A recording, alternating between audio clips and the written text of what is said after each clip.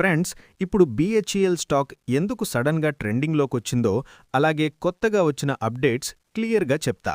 Skip చేయకుండా చివరి వరకు చూడండి. గవర్నమెంట్ ఇప్పుడు BHELలో తన స్టేక్లో కొంత భాగం అమ్మాలని డిసైడ్ చేసింది. దీనిని ఆఫర్ ఫర్ సేల్ అంటే OFS అంటారు.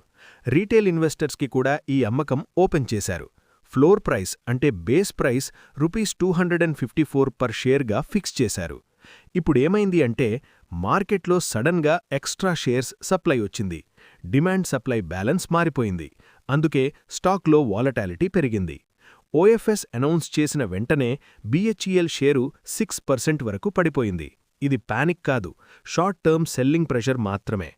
రీటైల్ ఇన్వెస్టర్స్కి 2 రోజుల బిడ్డింగ్ విండో ఉంది, కానీ షార్ట్ టర్మ్లో ప్రైస్పై ప్రెషర్ ఉండటం నిజం. ఇంట్రెస్టింగ్ విషయం ఏంటంటే డే 1లోనే ఇన్స్టిట్యూషనల్ ఇన్వెస్టర్స్ అంటే పెద్ద పెద్ద మార్కెట్ ప్లేయర్స్ భారీగా బిడ్స్ పెట్టారు. అంటే ఆఫర్ సైజ్ కంటే 2.3 టైమ్స్ ఓవర్ సబ్స్క్రైబ్ అయ్యింది. అందుకే గవర్నమెంట్ గ్రీన్ షూ ఆప్షన్ కూడా కన్సిడర్ చేస్తోంది. అంటే ఏమిటి అంటే బిగ్ ఇన్వెస్టర్స్కి ఇంకా ఈ కంపెనీ మీద కాన్ఫిడెన్స్ ఉంది అన్నమాట.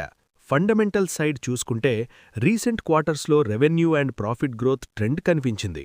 అలాగే ఆర్డర్ బుక్ కూడా స్ట్రాంగ్గా ఉంది. ముఖ్యంగా పవర్ అండ్ ఇన్ఫ్రాస్ట్రక్చర్ ప్రాజెక్ట్స్లో ఇండియాలో ఎనర్జీ డిమాండ్ పెరుగుతోంది. గవర్నమెంట్ క్యాపెక్స్ కూడా సపోర్ట్ ఇస్తోంది.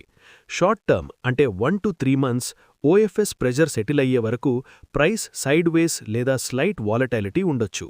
మీడియం టర్మ్ అంటే 6 to 12 months institutional interest plus government projects స్టేబుల్గా ఉంటే రికవరీ ఛాన్స్ ఉంది.